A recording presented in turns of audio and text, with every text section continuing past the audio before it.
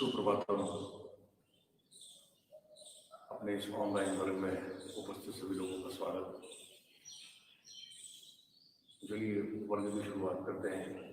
ईश्वर परिधान से सभी लोग सुखासन में आ जाए। पीठ सीधे रखें, चेहरा प्रसन्न रखें, आंखें बंद कर लें। आज सोमवार शिव जी का वार, आज शिव वंदना करेंगे। चलिए। हे शिव शंकर नमामि शंकर, हे शिव शंकर नमामि शंकर। शिव शंकर शंभो, शिव शंकर शंभो। हे गिरिजापति भवानी शंकर, हे गिरिजापति भवानी शंकर। शिव शंकर शंभो, शिव शंकर शंभो। हे शिव शंकर नमामि शंकर, हे शिव शंकर नमामि शंकर। शिव शंकर शंभो, शिव शंकर शंभो। हे नंदीश्वर भवानी शंकर, हे नंदीश्वर भवानी शंकर। शिव शंकर शंभो, शिव शंकर शंभो। हे शिव शंकर नमामि शंकर, हे शिव शंकर नमामि शंकर। शिव शंकर शंभो, शिव शंकर शंभो। हे गंगाधर भवानी शंकर, हे गंगाधर भवानी शंकर। शिव शंकर शंभो, शिव शंकर शंभो। हे शिव शंकर नमामि शंकर, हे शिव शंकर नमामि शंकर। शिव शंकर शंभो, शिव शंकर शंभो। हे दक्षापति भवानी शंकर, हे दक्षापति भवानी शंकर। शिव शंकर शंभो, शिव शंकर शंभो। हे शिव शंकर नमामि शंकर, हे शिव शंकर नमामि शंकर। शिव शंकर शंभो, शिव शंकर शंभो। हे तांडवकर भवानी शंकर, हे तांडवकर भवानी शंकर। शिव शंकर शंभो, शिव शंकर शंभो। हे शिव शंकर नमामि शंकर, हे शिव शंकर नमामि शंकर। शिव शंकर शंभो, शिव शंकर शंभो। शिव शंकर शंभो, शिव शंकर शंभो। शिव शंकर शंभो, शिव शंकर शंभो। इस तरह से हम रोज अष्टांग योग का अभ्यास कर रहे हैं। और अष्टांग योग में नींद, अलग अलग जो अंग है उनको भी देख रहे हैं। और पतंजलि मुनि कहते हैं कि अगर अष्टांग योग का अभ्यास करेंगे तो क्या होगा। वो कहते हैं कि योगांगा अनुष्ठानात् अशुद्धि क्षय, ज्ञान बुद्धिरा, विवेक ध्यान। अगर ये अष्टांग योग का हम अगर यत्न करते हैं तो ये यत्न करने के कारण क्या होगा, तो सभी प्रकार की अशुद्धियां दूर होगी। अशुद्धियों का नाम ही बीमारी है, मल का नाम ही बीमारी है। और योगश्चित्त बुद्धि निरोधादि कहा है। तो सभी प्रकार की बीमारियां दूर होते हुए विवेक बुद्धि की जागृति होगी और ज्ञान बुद्धिरा, बुद्धि का विकास, ये मूल उद्देश्य अष्टांग योग का फल है। इसको ध्यान में रखते हुए धीरे धीरे तैयार है उत्थित विकासन की ध्यान की प्रक्रिया की।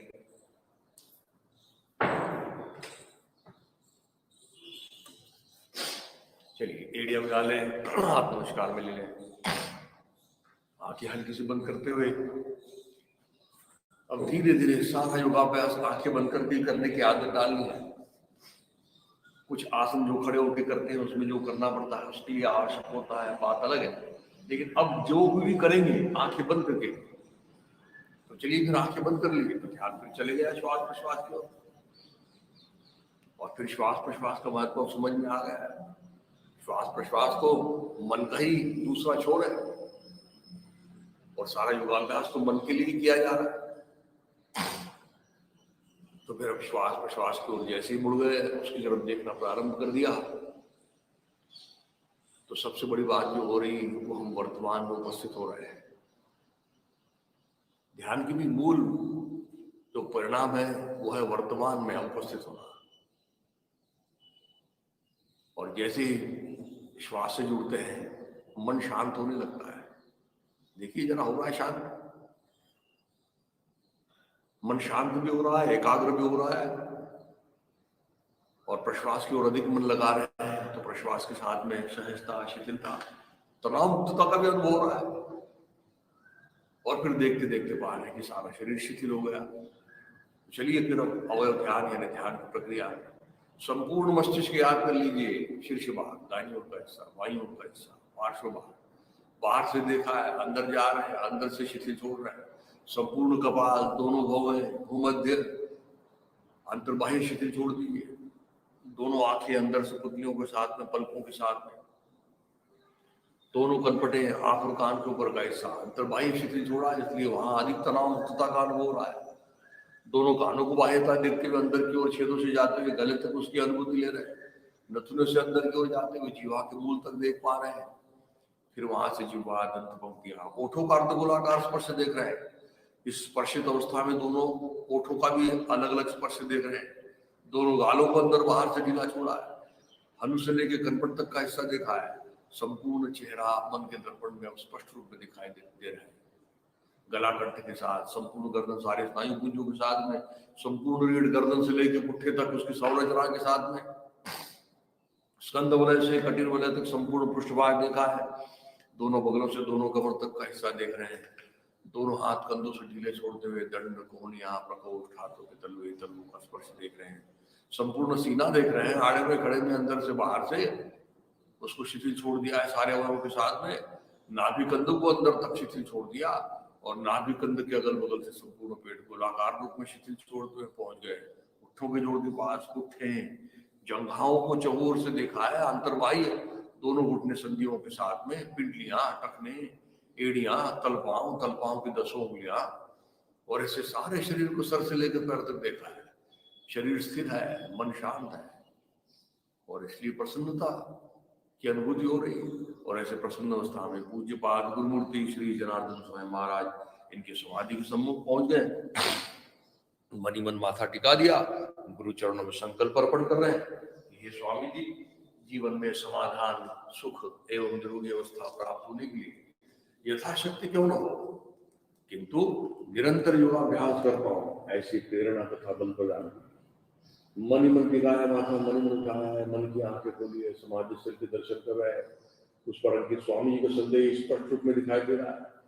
समाधान सौख्य निरोगत्वाय जीवन योग मेवाभ्यसे प्राज्ञ यथाशक्ति निरंतर।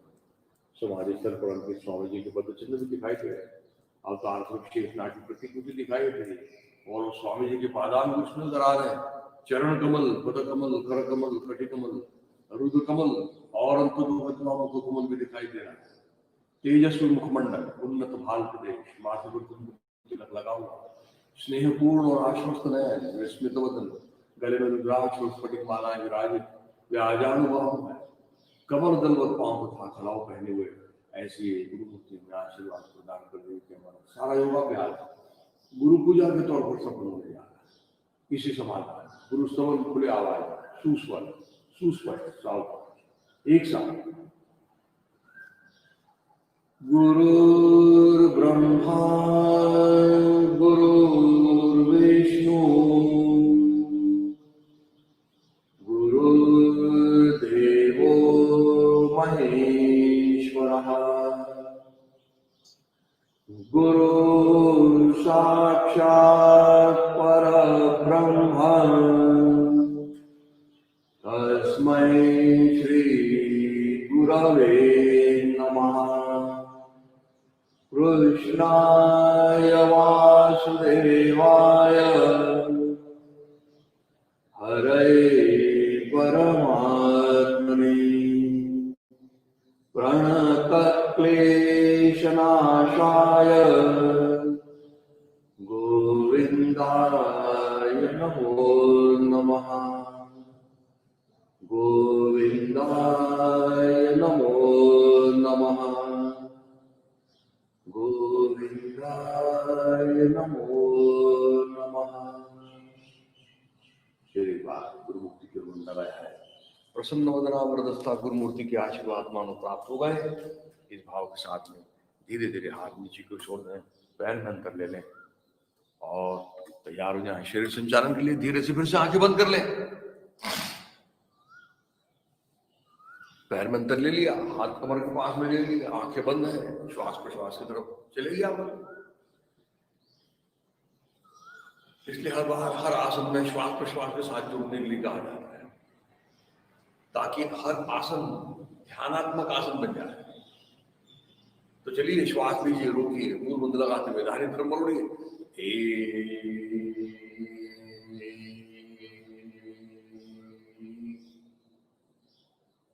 श्वास छोड़ के जरा बढ़िया मरोड़िए।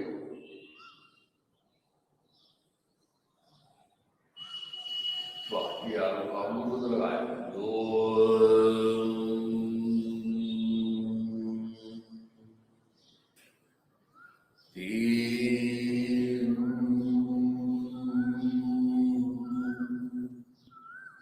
जानबूझ के मैंने श्वास लेने के लिए नहीं कहा, लेकिन आपको करते वक्त ये करना ही है। कोई भी क्रिया करेंगे, श्वास लेंगे, रोकेंगे, मुंह बंद लगाए। 4,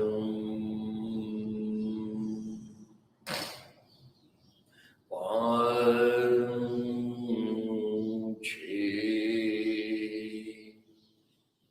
खींच लीजिए सारे शरीर को। फिर श्वास लो, रोको, मुंह बंद लगाओ। 7, चले आओ, बिल्कुल ढीला छोड़ो, कान के हाथ दबाओ, थोड़ा मुस्कुराओ, उठने से पैर सीधे। यह है परीक्षा की घड़ी। यहाँ छोड़िए सब प्रयत्न, सब ताकत छोड़ दीजिए। फिर श्वास लो, रोको, मुंह बंद लगाओ।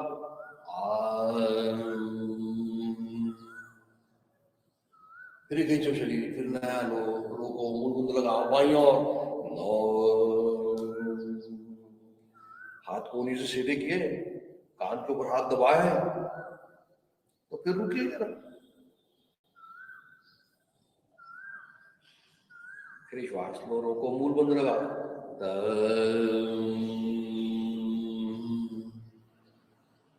11, जाइए अच्छी तरह से पीछे, ढकेलिए कमर को सामने, लगाइए मुंह बंद अच्छा, और कान के ऊपर हाथ तो दबना ही चाहिए। फिर श्वास लो, रोको, मुंह बंद लगा, छोड़ते हुए 13,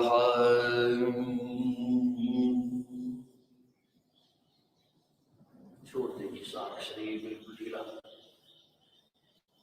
और इस स्थिति में ज्यादा रुकने की कोशिश करना है।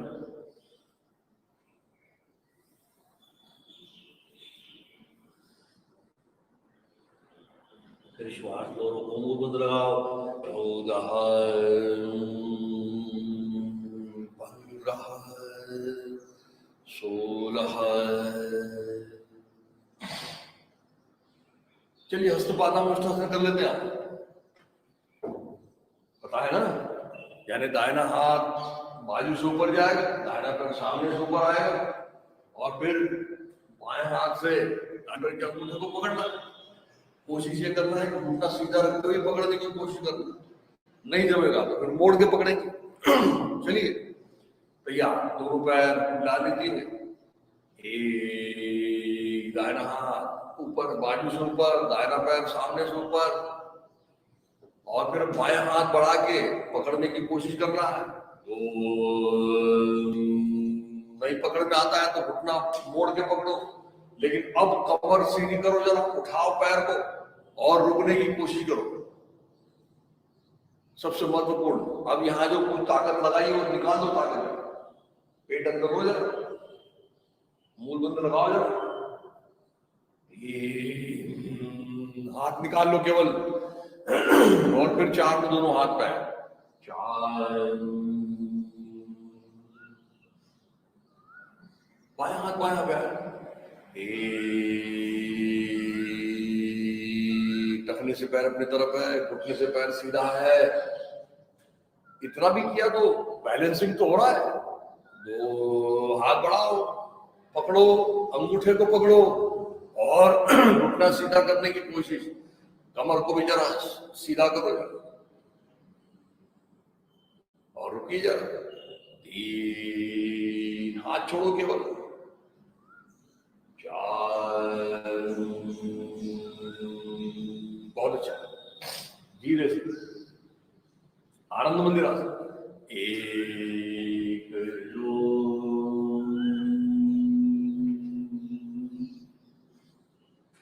टिका दीजिए, आ जाइए पीठ पे लेटे आसनों की स्थिति में। आज केवल उत्तान पादासन करेंगे और फिर सर्वांगासन मत्स्यासन करेंगे। वैसे और मुक्तासन करना जरूरी है, लेकिन अपने बाकी और आसनों का भी अभ्यास होना चाहिए, इसलिए हम नहीं कर रहे हैं, लेकिन आप ये बात को याद रखें। चलिए क्या करना है, और इसमें उत्तान पादासन में एक में दोनों पैर एड़ियां मिलाना, टखनों से पैर अंदर लेना, एड़ियां मिलाई, टखनों से पैर अंदर लिया, और केवल ये जो प्रक्रिया है श्वास छोड़ के की जाती है। तो श्वास छोड़ना है, यहाँ पे मूल बंद लगाना है, और फिर दोनों पैरों को 10 डिग्री है, थोड़ा सा पैर ऊपर उठाना, तो छोड़िए श्वास, लगाओ मूल बंद, आ गए। अब मूल बंद अधिक सख्त करिए और श्वास प्रश्वास सामान्य करते हुए दोनों पैरों को गोल घुमाइए, दाहिनी तरफ से 3 बार, बाईं तरफ से 3 बार घुमाइए जरा। केवल मूल बंद के सहारे ये कोशिश कर रहे हैं हम, और उसके कारण ही मुख्य रूप से कमर, पेट, इनके ऊपर सुंदर परिणाम होगा। फिर धीरे से नीचे रख दो, 3, 4, पैर ढीले छोड़ दिए।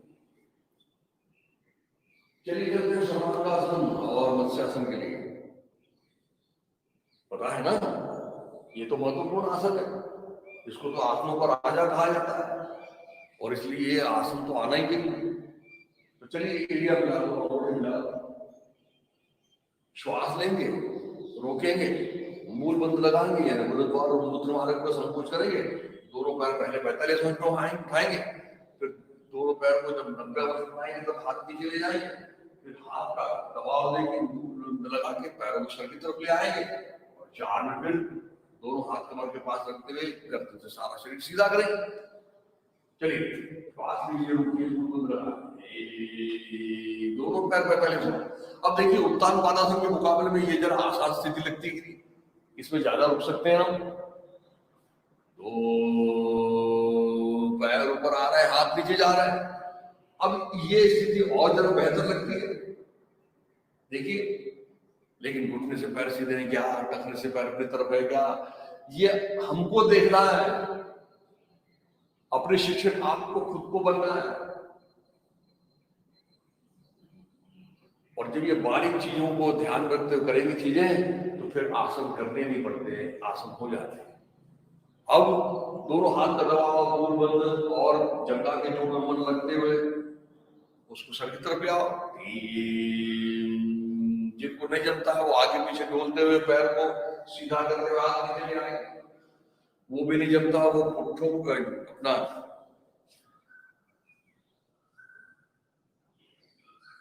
गद्दी या फिर लोड के नीचे रखेंगे, करके कोशिश करेंगे। और फिर अब चलिए, दोनों हाथ कमर के पास रखे और चलिए ऊपर जा रहे हैं, पैर ऊपर ऊपर जा रहे हैं, और अच्छा मूल बंद लगाते हुए उसको और ऊपर खींच रहे हैं। और फिर हाथ को नीचे नीचे खसका रहे हैं, सीने को ढकेल रहे हैं ठुड्डी के पास में। ये फिर बात बदल, सीने को ठुड्डी के पास धकेलना है, ठुड्डी को नहीं लाना है। और अब देखिए बिल्कुल सीधी रेखा बन गई है क्या। और इसलिए गर्दन, कमर, घुटने, टखने एक दिशा में आने की कोशिश करिए।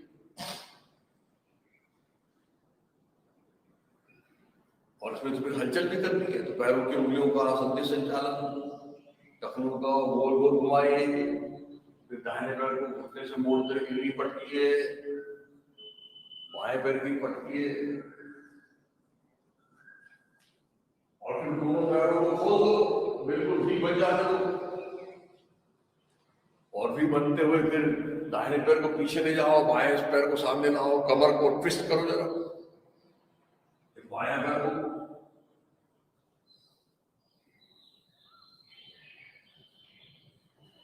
फिर दोनों पैर मिला दो, फिर धीरे से दाहिना पैर नीचे की ओर लाओ और बाईं तरफ, बाएं कान की तरफ नीचे टिकाने की कोशिश करो, घुटने से सीधा लाओ, फिर बायां पैर नीचे लाओ। ये सारी हलचलें जरूरी है क्योंकि ये समय इसका 7 मिनट का है, लेकिन लाभ भी तो सभी है इसके। कितने लाभ है, अनगिनत लाभ है इस आसन के। फिर धीरे से पैर सीधे कर लो। विशेष रूप से थायराइड, पैराथायराइड जिसके सिक्रीशन के ऊपर हमारा शरीर, मन, बुद्धि तीनों का स्वास्थ्य अवरोधित है, उसी तरह पुरुषों के लिए पुरुष के सभी प्रकार की बीमारियां, वीर्य से संबंधित बीमारियां दूर होती हैं, दमा, कुष्ठ रोग, कितनी बीमारियां इससे दूर होती हैं। लेकिन इसके समय तक जाना है हमको, धीरे धीरे 1 मिनट से हम शुरू करेंगे, जाना है 7 मिनट तक। धीरे से पैर जमीन से समान था, हाथ नीचे की ओर लगा दिया, और फिर हाथ का सहारा लेते हुए धीरे धीरे बिना गर्दन उठाए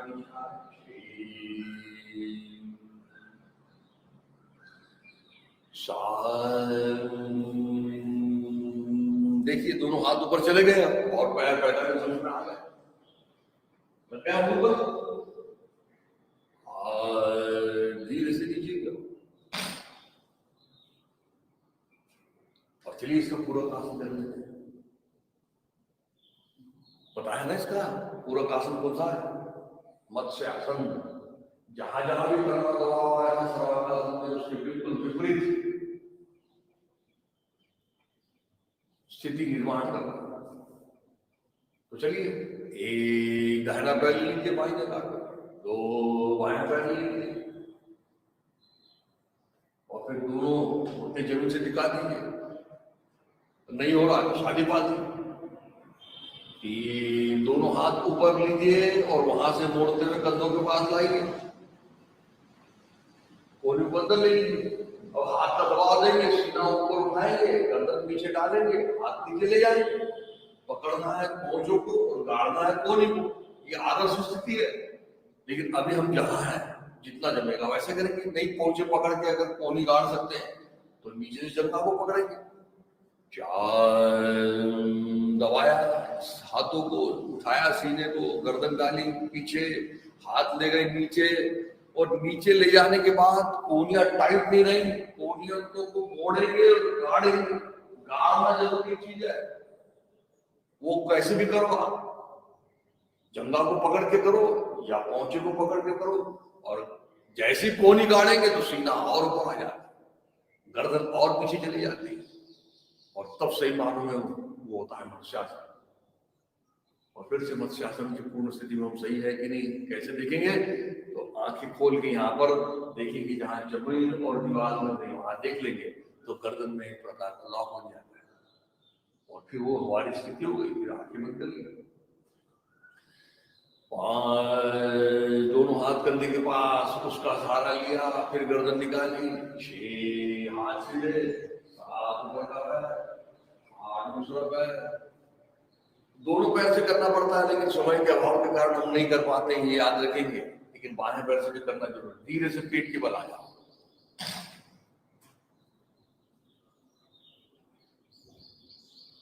करेंगे धनुरासन। और दोनों पैर से करेंगे सीधे। अर्ध धनुरासन भी करते पता है हमको कि दाहिना हाथ बायां पैर, फिर बायां हाथ दाहिना पैर, लेकिन धनुरासन तो दोनों पैर से। तो अभी आज दोनों पैर से करेंगे, दोनों पैर मोड़ लेंगे, दाहिने से दाहिने पैर की 5 होंगे, बाएं से बाएं पैर की 5। कपाल जमीन से लगा है, केवल घुटने मुड़े हैं, हाथ पहुंच रहे हैं और हाथ पैरों को ढूंढ रहे हैं। पहुंचो को पकड़िए, नीचे नहीं पकड़ना। फिर से देखिए, बहुत सी जगह आप देखेंगे टखनों को पकड़ते हैं, क्योंकि हमारे हाथ नहीं पहुंच पाते इसलिए टखनों को पकड़ते। लेकिन अगर टखनों को पकड़ेंगे तो कोई परिणाम नहीं मिलेगा। सारी बात छुपी हुई है पहुंचे में, और पहुंचे के साथ में उस अंगूठे में, क्योंकि अंगूठे का गहरा संबंध नाभि से है, और इसलिए पहुंचे को पकड़ते हुए पहले, अब इसमें भी ध्यान ये रखना, हमको ऐसा लगता है कैसे ऊपर आया है, लेकिन पहले जंघाओं को उठाना है और फिर गर्दन आनी चाहिए। तो चलिए, तो जंघा को उठाओ जितना उठा सकते हैं, पैर खोलो जरा, और फिर गर्दन उठाओ जरा, और आ जाओ दोनों तरफ से ऊपर। पैर से हाथ और हाथ से पैर खींचे हुए हैं, और अब थोड़ा सा मुस्कुरा रहे हैं, क्योंकि ताकत लग गई है। ताकत निकालने का एक ही उपाय है कि वहां जाओ मुस्कुरा रहे, और जहां भी ताकत लगी उसको निकाल दें, और नाभि के ऊपर संतुलन कर रहे हैं, और नाभि के उन ठोकों को जरा सुनने की कोशिश करिए। ठक ठक ठक ठक सुनाई दे रहा है क्या? नाभि शुद्ध करना और नाभि को जगह पर रखना, ये इसका मूल उद्देश्य है। और फिर देखिए, सारे हाथ पैर सीना उसके ऊपर बस हो ही रहा, और फिर थोड़ा दाएं बाएं डोले, थोड़ा सा दाहिनी तरफ, सीधे बाईं तरफ डोलते हुए जरा। अच्छा, पेट में उसका असर होने दे। ये धीरे से कपाल नीचे रख दें, जंघाएं नीचे रख दें, 4 हाथों पैर सीधे कर लें। चलिए, धीरे से दोनों हाथ से नीचे पास को गर्दन उठाओ, आ जाओ ऊपर की ओर। आसनों के साथ मैंने देखा है कि मुद्राओं का कितना महत्व है। मुद्रा भी कम से कम रोज एक मुद्रा का अभ्यास होना चाहिए। तो जल्दी से हम कर लेते हैं, आज योग मुद्रा का अभ्यास कर लेते हैं। याद है ना क्या करना है? दोनों पैर सामने सीधे कर लो, एक के अंक पे दाहिना पैर बाईं जंघा के ऊपर, बायां पैर दाहिनी जंघा के ऊपर, 2। अब फिर से जिनको नहीं आ रहा है सादी मालती, 3 में हाथ पीछे की ओर बांधना है, 3 हाथ पीछे की ओर गए, बांधे। अब शुरू हो रहा है आसन और मुद्राओं में का जो अंतर है कि जाना है यहाँ पे हमको अंतर्कुंभक में, श्वास लेना, रोकना, मूल बंद लगाना, और फिर कमर से नीचे जाते हुए कपाल पहले लगाएंगे, फिर हाथ ऊपर उठाएंगे और रोक के रखेंगे अपने आप को, श्वास जितनी देर हम रोक सकते हैं। ये मूल बात है। हम जाते हैं आसन में भी श्वास रोके, लेकिन उसके बाद में सामान्य स्थिति से श्वास प्रश्वास करते रहते हैं। इसमें नहीं, इसमें तो जितना रोकते हैं उतना रोकना है, उसके बाद में श्वास छोड़ देना है और बिना लिए वापस आना। जाना है अंतर्कुंभक, आना है बहिर्कुंभक। तो चलिए, फिर श्वास लो, रोको, मूल बंद लगाओ, 4। कमर से जाते हैं, कमर जा रही, कमर पेट पहले लग रहा है, फिर कपाल लग रहा है, हाथ ऊपर उठा लिया और अब रोक के रखा है श्वास, और अभी मूल बंद और अच्छे लगाया, ठुड्डी को और अंदर लेके ज्यादा अंदर बंद लगाया और रोका है अपने आप। और फिर छोड़ने की इच्छा हो रही है तो पूरी तरह श्वास छोड़ दो और बिना लिए ऊपर आ जाओ।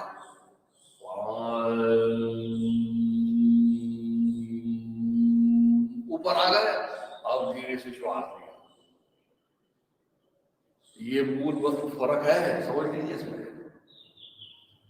एक बार और कर लेते हैं, श्वास को रोको, मूल बंद लगाओ, 4। ये गए, हाथ ऊपर उठा लिया, श्वास को रोक के रखा है। रोका जा सकता है, श्वास को बहुत देर तक रोक सकते हैं। फिर श्वास छोड़ने की इच्छा हो रही है, धीरे पूरी तरह छोड़ दो और बिना लिए ऊपर आ जाओ।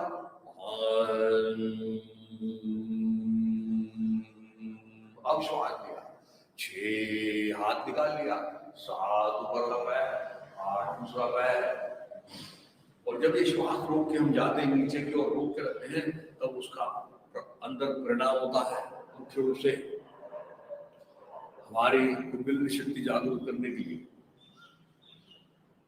तो चलिए, ये दोनों पैर से करना होता है, लेकिन फिर से बात हुई एक ही पैर से कर पाए कि आज नया आसन सीख रहे हैं, बहुत महत्वपूर्ण आसन है।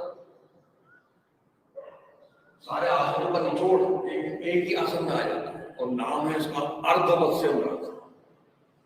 जरा उठ के देखें, जरा कैसे करते हैं, समझ ले इसको जरा कैसे करना है। बड़ा महत्वपूर्ण आसन है। क्या करना है, एक में दाहिना पैर घुटने से मोड़ना है और बाएं पैर के नीचे से लेते हुए बाएं कुल्ले के पास ले जाना है, जैसे हम गोमुखासन में ले रहे हैं। देखिए, ये दाहिना पैर बाएं पैर के नीचे से लिया, दिख रहा है। अब गोमुखासन में वो ऊपर वाला पैर भी मोड़ लेते हैं।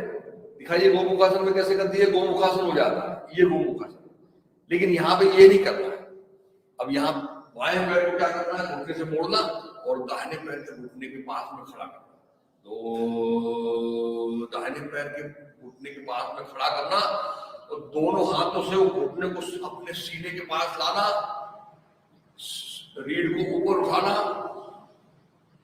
और अब देखिए जरा महत्वपूर्ण चीज, हमने बाएं पैर को मोड़ा है, तो अब दाहिने हाथ को ऊपर उठाना और दाहिने हाथ को ऊपर उठा के दाहिने हाथ की काख में बाएं पैर के घुटने को दबाना है और उसको अंदर की ओर दबाते हुए दाहिने हाथ को ले जाते हुए नीचे से बाएं पैर के अंगूठे को पकड़ना है। देखिए, ये दबाया अंदर और काख में दबा रहा है और काख में दबा के उसको निकाला है और अंगूठे को पकड़ने की कोशिश कर रहे हैं। और अब 4 में बाएं हाथ पीछे की ओर लपेट लेंगे और गर्दन भी मरोड़ लेंगे। 4, ये कंधा पीछे गया, ये गर्दन मरोड़ी और ये देखिए बिल्कुल एक रेशा में दोनों कंधे आ रहे हैं, दिखाई दे रहा है। रीढ़ को और अधिक सीधा किया। अब ये तो बिल्कुल आदर्श स्थिति है, लेकिन हमको तो जितना जमता है उतना करेंगे। धीरे से बाएं हाथ निकाल लिया, फिर दाएं हाथ को निकाल लिया। 6, अब देखिए जो हमने हाथ निकाला है, तो जब हम जब करेंगे तो हो सकता है हमारा हाथ काख में दबा के हाथ पहुंचे ही नहीं नीचे की, तो जितना दबाया है उतना रुक जाएंगे। ऐसा भी करके रुक जाएंगे जिनको नहीं जमेगा ठीक की स्थिति में, फिर दबाने की कोशिश करेंगे। ये इतना आ गया हमको, यही रुक जाएंगे। हाथ नहीं पहुंच रहा है नीचे तो कोई बात नहीं, लेकिन पहुंचाना है, ये याद रखना है।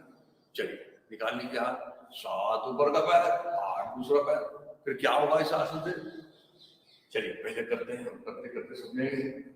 चलिए दोनों पैर सामने सीधे, टखनों से पैर अपनी तरफ, दोनों हाथ कमर के पास में। एक में दाहिना पैर मोड़ेंगे बाएं पैर के नीचे से, एक दाहिना पैर लिया, बाएं पैर ले लिया। इतना कर सकते हैं, पहला स्टेप तो हो गई।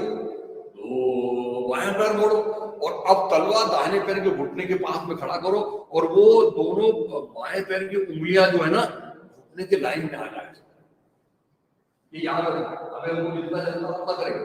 और अब सबसे महत्वपूर्ण बात, दोनों हाथ से बाएं पैर के घुटने को पकड़ो और घुटने को पकड़ के सीने से करीब लाओ उसको, और आप जरा कमर को ट्विस्ट करो जरा। और फिर अब दाहिना हाथ ऊपर उठा के दाहिने हाथ की काख में दबाओ उसको, दबाया जितना आया उतना, और अब उसको अच्छा दबाओ और दबा के नीचे तक लाने की कोशिश करें। अब ये ऐसा कमर गर्दन नीचे नहीं छोड़ना है, गर्दन तो ऊपर ही रहेगी, झुकना नहीं नीचे। जो कुछ भी स्थिति मिल गई वो आज हमारे लिए पूर्ण है, ये बात याद रखना। कहीं कोई अपूर्णता का भाव न रखें।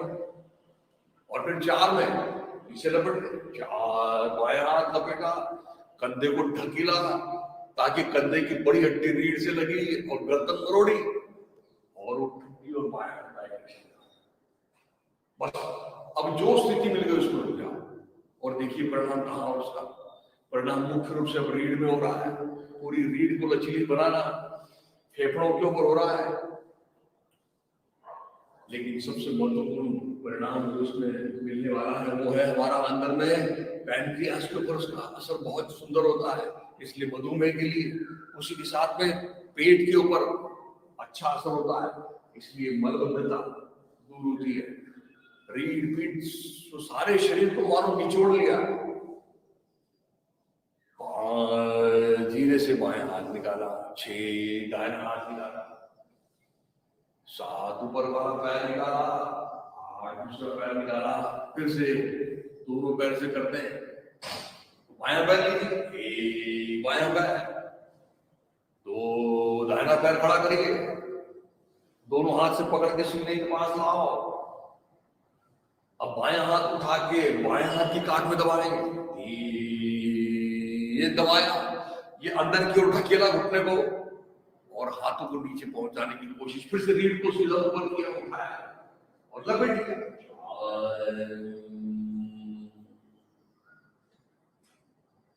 फिर से देखिए, बड़ी शुरुआत में जब सीख रहे हैं तो मन से क्या क्या करना है चीजों को समझ लें। इतना शरीर कर पा रहा है वो गौण बात है, हम उसको सही तरीके से समझ रहे हैं क्या? क्योंकि ये तो सारी चीज अभ्यास के कारण साथ में आने वाली है। धीरे से दाहिना हाथ निकाला, 6 बाएं हाथ, 7 ऊपर वाला, 8 दूसरा पैर, और चलिए धीरे से फिर से पद्मासन का अभ्यास करने के लिए तैयार होना है। 1 दाहिना पैर, 2 बायां पैर। अब देखिए, सब लोग याद रखेंगे कि सारा आग्रह पद्मासन के ऊपर है योग में। कोशिश ये करनी है, और फिर दोनों हाथ से दोनों घुटने पकड़ लें, पहले कपाल कर लेते हैं। रीढ़ सीधी है, पेट ढीला है, सीना ढीला है, गला नथुने अंदर से ढीले हैं, तो चलिए कपालभाति प्रारंभ करें।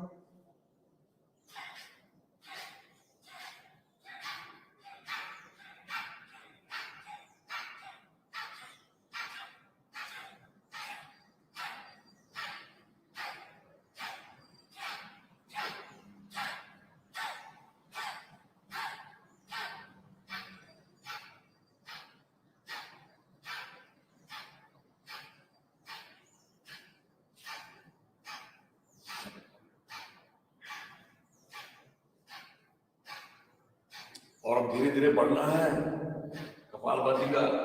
पहले 25 स्ट्रोक किए थे हमने, फिर 50 स्ट्रोक, ये धीरे धीरे 100 स्ट्रोक तक जाना है हमको। लेकिन अभी हम जितना कर सकते हैं उतना करें, और फिर आखिरी का स्ट्रोक जोर से लगा दें, शांत हो जाए। फिर से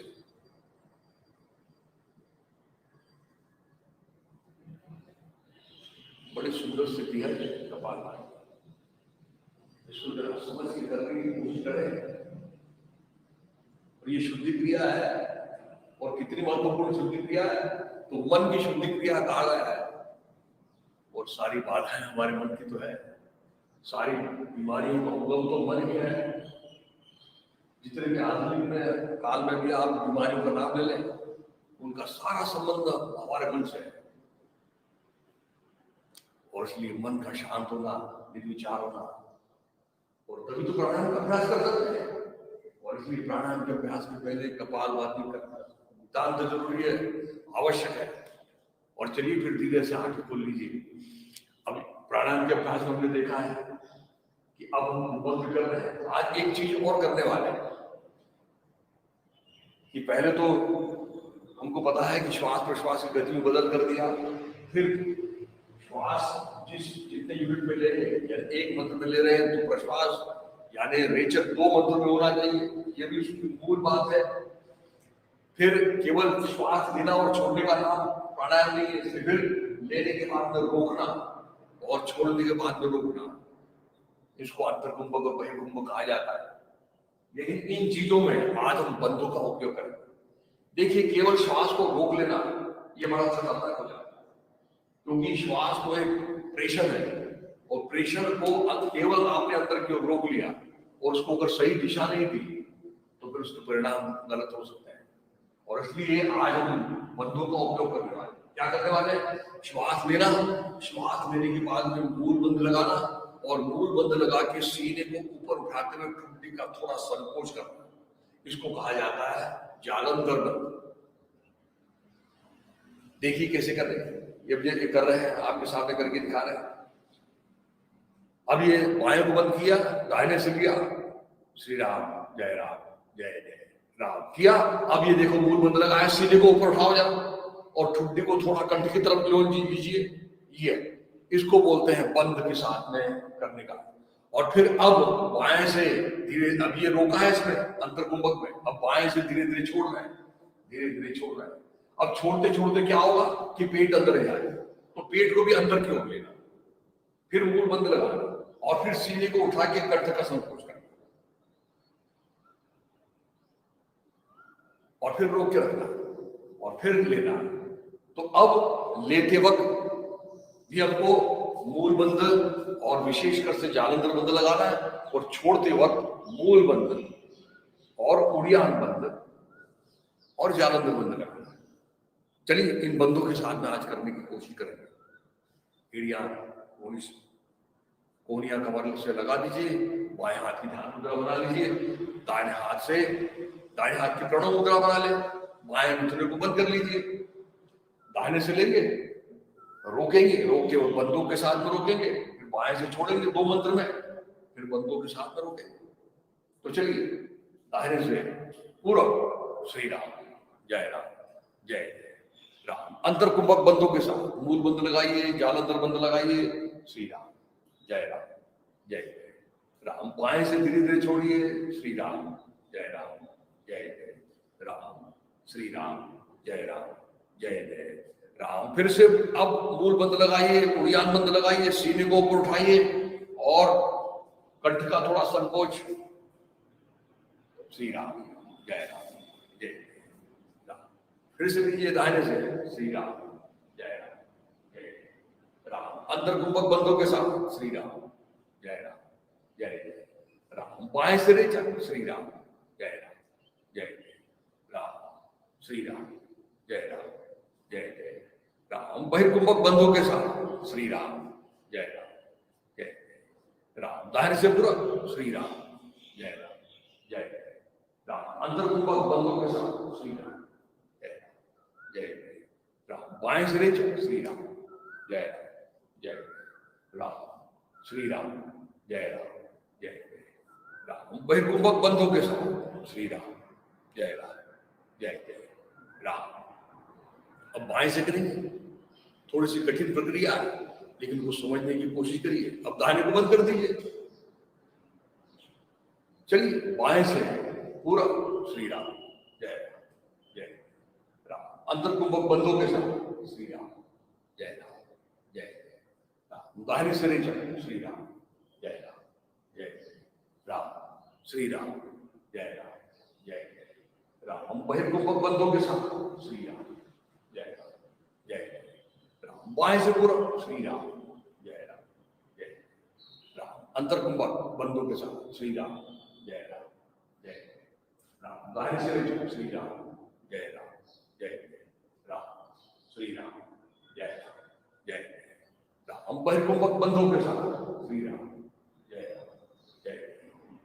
बाएं से पूरा श्री राम जय राम। अंतर कुंभक बंदों के साथ श्री राम जय राम। दाहिने से श्री राम जय राम, श्री राम जय राम। बहिर्कुंभक बंदों के साथ श्री राम जय राम। शांत हो जाए। आज थोड़ी सी नई संकल्पना में जोड़ दी। जब पूरक करते हैं तो पूरक करते वक्त मूल बंद भी लगाना है और सीने को ऊपर उठाते हुए कंठ का संकोच करना है। गर्दन को अंदर नहीं मोड़ना, केवल कंठ का संकोच करना है। और फिर उसमें आंशिक रूप से उड़ियान बंद लग जाता है लेकिन मूल बंद और जालंधर बंद लगता है। और जब हम श्वास छोड़ते हैं तो छोड़ने के बाद में पेट अंदर जाता है तो उसको पेट को अंदर लेना, उसको कहते हैं उड़ियान बंद, फिर मूल बंद और फिर जालंधर। और चलिए कोनिया कमर से लगा दीजिए और ओंकार के लिए तैयार हो जाए। खुली आवाज में हरि ओम कहने से ओंकार प्रारंभ करें।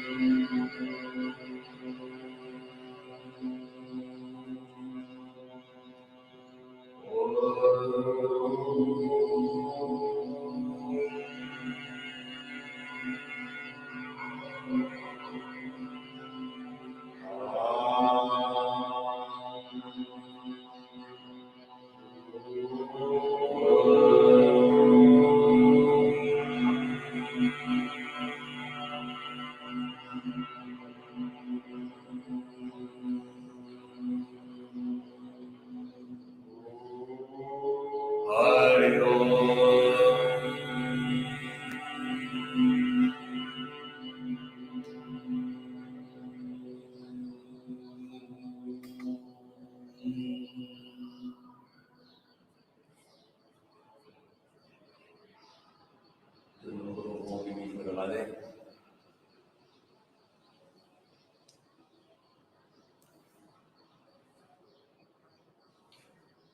और फिर धीरे से देह बाहर लेते हुए हाथ खोलते हुए प्रार्थना के लिए तैयार हो जाए।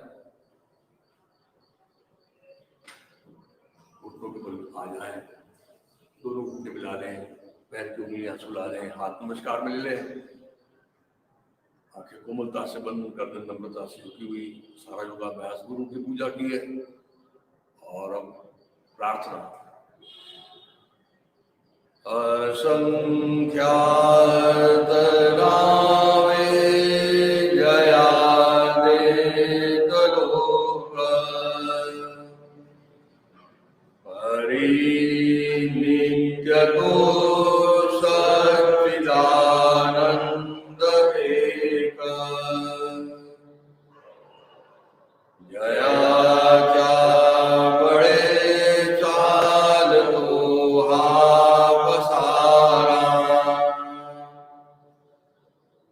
नमस्कार द्या ब्रह्म तत्वा अपारा नभी सूर्य विश्वास होते जदेको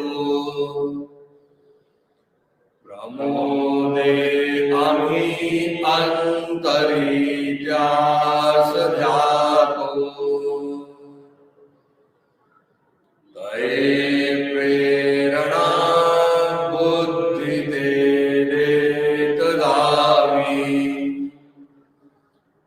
असे आमुची प्रार्थना ही प्रभावी प्रभो पूर्ण आरोग्य आभासावे तसे नित्यमांगल्यमेत्रां दिशावे कधी दैन्य दारिद्र्य आम्हासि नाहो शतायुष्य ऐश्वर्य विज्ञान लाभो योगेन चित्तस्य पदेन वाचा मलं शरीरस्य च वैद्यकेन योपाकरोतं प्रवरं मुनीनां पतञ्जलिं प्राञ्जलिरानतोऽस्मि। ॐ पूर्णमदः पूर्णमिदं पूर्णात् पूर्णमुदच्यते पूर्णस्य पूर्णमादाय पूर्णमेवा मुच्यते। ओम शांति शांति शांति। सद्गुरु श्री जनार्दन स्वामी महाराज की जय।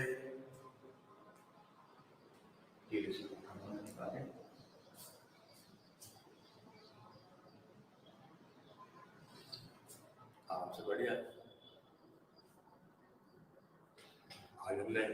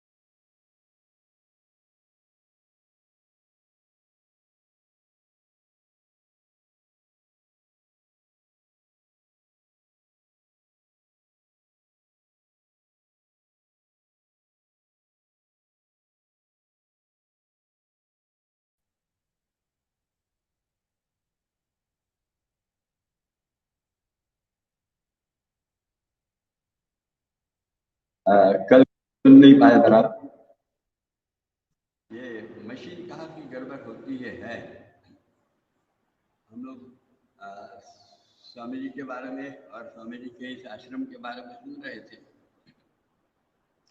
और यह जो आश्रम है स्वामी जी का, यह जैसा बताया कि स्वामी जी ने तैयार किया, और उसमें कितने अलगपन अभी जितना अस्तित्व में है, ये सारों से अलग बिल्कुल गुरुकुल हो जाए। रहने की व्यवस्था नहीं है, किंतु गुरुकुल पद्धति से गुरु निःशुल्क पढ़ाए और शिष्यों ने भी अपना समर्पित भाव से पढ़ना और गुरु कार्य में रत हो जाना, यह भाव मूल और थे।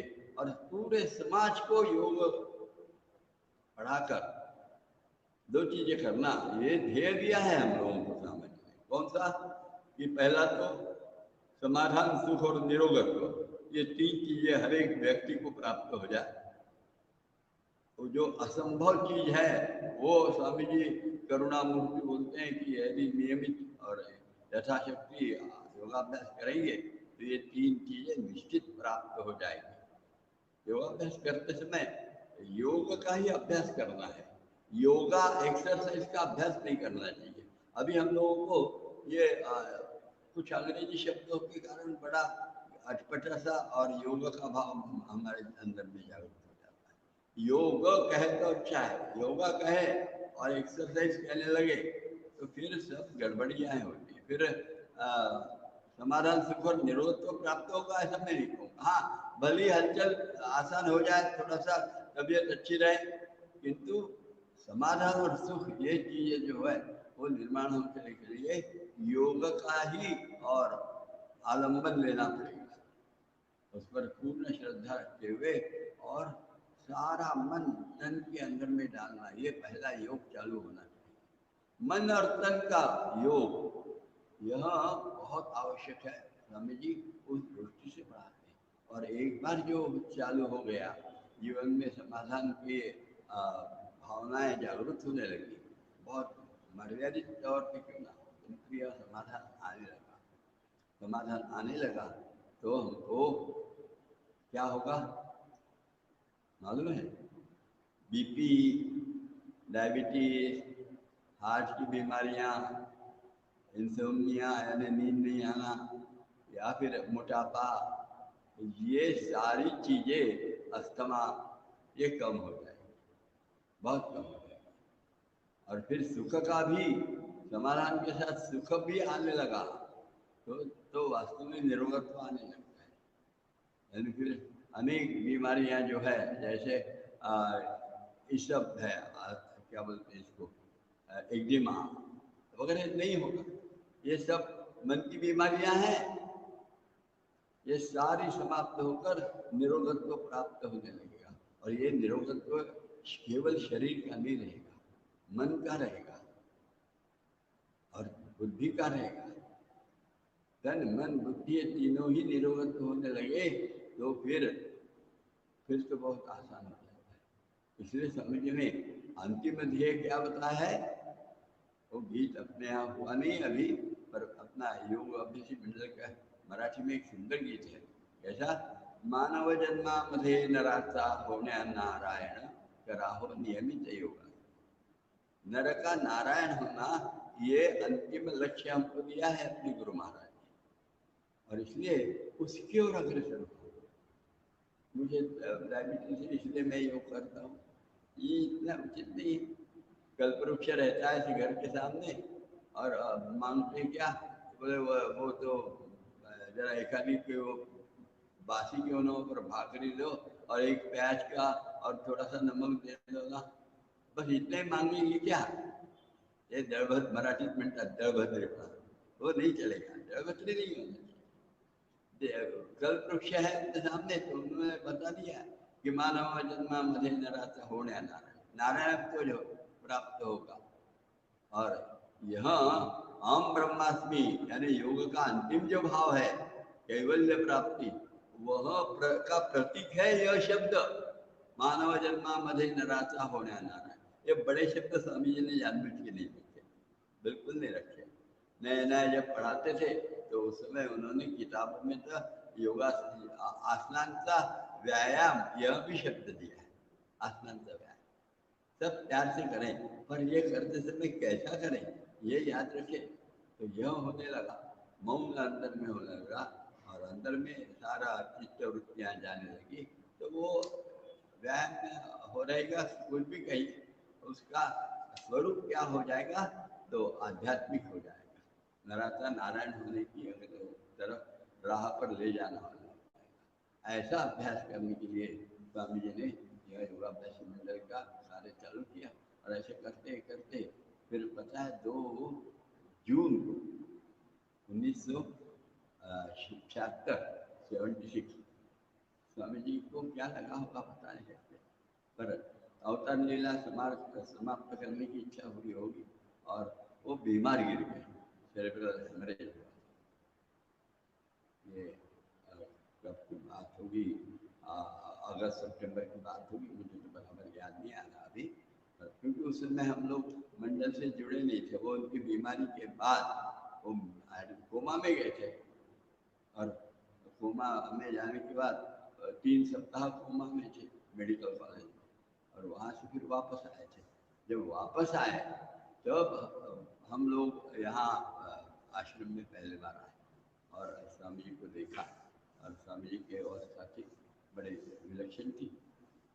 सब पैरालिसिस हो गया था दाहिनी तरफ, स्मृति नहीं थी, कुछ बोलना नहीं होता रहा, हिलना तो सवाल ही नहीं, कोई भी सेंसेशन नहीं रहे थे, सब कुछ समाप्त था।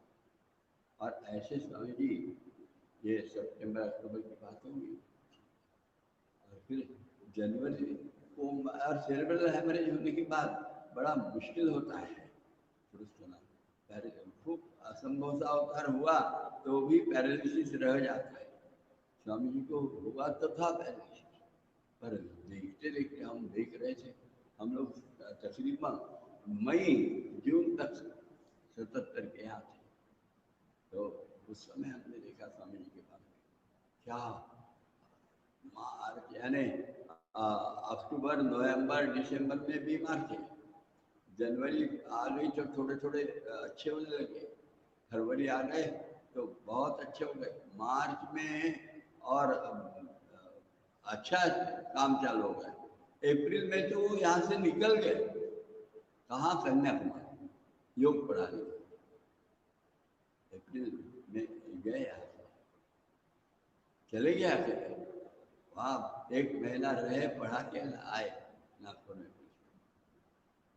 क्या क्षमता थी देखो, वो तो बीमारी भी उनकी एक ऐसी थी, मुझे पता नहीं चला, तो मैंने आपको अलग से बताऊंगा नहीं, पर एक हमारे बैंक में कलीग थे, उनको अस्थमा का बहुत तकलीफ थी, और अस्थमा उनके कारण एडमिट होना पड़ा मेरा मेडिकल में, और सीरियस थे, और पहटे वो बता रहे थे यहाँ कि पहटे 3:30-4 बजे कोई भी जोर से ओम, और हमारा उसी समय नींद लगती रही हम लोगों को, तो हमने कंप्लेंट किए वहाँ के मुख्य डॉक्टर के यहाँ, तो डॉक्टर बोला अरे यार क्या करें, वो तो सन्यासी है और वो कोमा में है, 3 सप्ताह हो रहे हैं, पर मालूम में पहटे कैसे ओंकार जाप करता है, कर लेता है, और चमत्कार है बोलिए।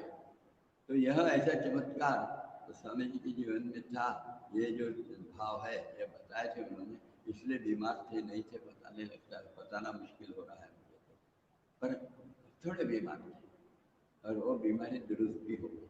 और फिर 2 जून 1978 के पहले एक 4-5 दिन, मई की बात होगी, 30 मई, स्वामी जी फिर से बुखार आ गया, और 2 जून को उन्होंने समाधि ली, और 3 जून को स्वामी जी को रामनगर में जो समाधि आपको दिखा होगा ना, देखते हैं ना, तो वो जो समाधि लिखी है वहाँ 14 फीट नीचे पद्मासन में बैठे हैं स्वामी जी, और यहाँ हमारे लिए अब गुरुपद है, और उनका कार्य उन्हीं के विचारों से, उन्हीं से तरीके से अखंड चलता रहे, यह संकल्प और यह प्रेरणा हम लोगों को वहीं से मिलती है, संकल्प करने, सब लोगों को यही प्रेरणा मिलती है, और इसलिए आज नागपुर में 500 और शिक्षक हैं, अच्छा काम चालू है, उसमें आप सब जुड़ जाइए।